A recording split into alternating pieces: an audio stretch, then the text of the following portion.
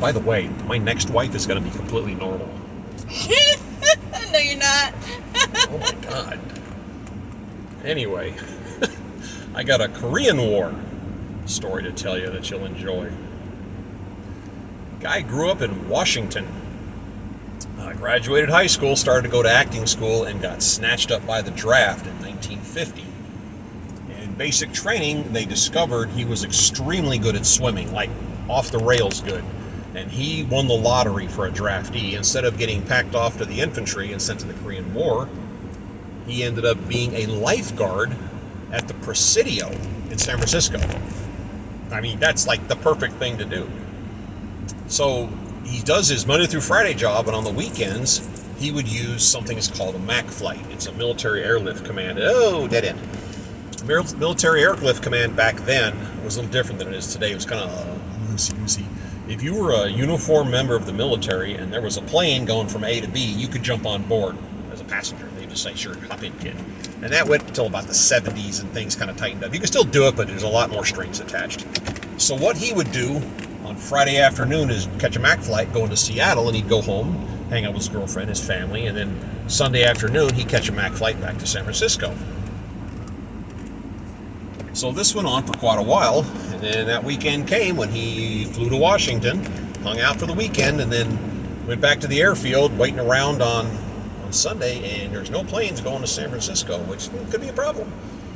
And finally it's getting late, and there's one plane going that way, and it was a Skyraider, which is a single engine prop job that was famous. It was post World War II plane, but it was very famous in the Vietnam War. It's a ground strike aircraft, and it's a single seater. And the guy said, I'm going to San Francisco, but it's a single seat plane, and if you want to ride, I can take you, but you're going to have to ride in the radio bay as like luggage. And he was like, yeah, okay, whatever. Again, you can't do that stuff today. So he climbs in the baggage compartment. He says, you won't have a seat, you won't have a seat belt, you won't have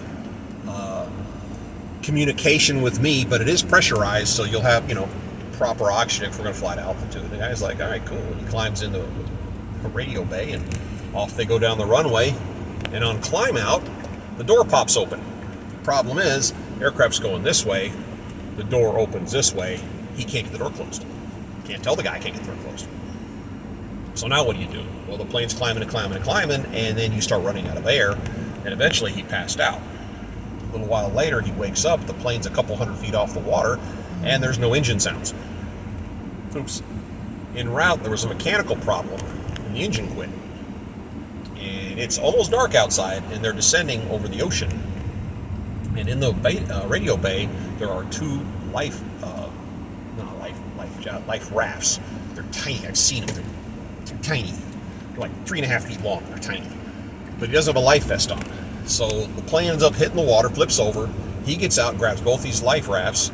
The pilot makes it out, and the pilot was a little bit injured, and he helped the pilot get into his life raft, and the wind was kicking and the waves were going, and he helped throw the pilot into the life raft, and he turns around and his raft's gone. The wind caught it and it's gone.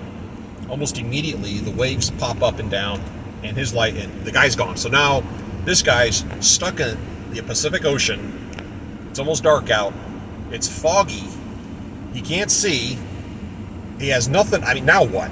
Somehow he figured out which way to go. The waves or something. He knew enough about the ocean, which way to start swimming. So this guy, who's a phenomenal swimmer, starts swimming in this very cold, very shark-infested water off the coast of San Francisco.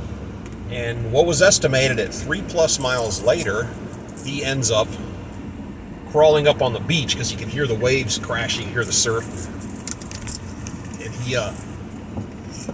he ends up, dead end. Just can't. Oh, you're bailing? Okay, you bail out. I'll wait here. Anyway, he crawls up on the beach. He happens to be right by a lighthouse. Crawls up to the lighthouse, gets inside. They see him. The second they see him, they grab him, wrap him in blankets because they knew he was coming. It seems the pilot made it to the beach and said, hey, I got a guy out there in the water somewhere. I need you to help find him. So he was able to survive that event. It's written down in a couple different places. And he went on to an acting career. And literally, that's how close we got to losing Clint Eastwood. Think about how many movies you would have missed, we wouldn't have seen, if it wasn't for him being an incredible swimmer and also incredibly lucky. So that's another story, but that one's Korean War. Have another great day.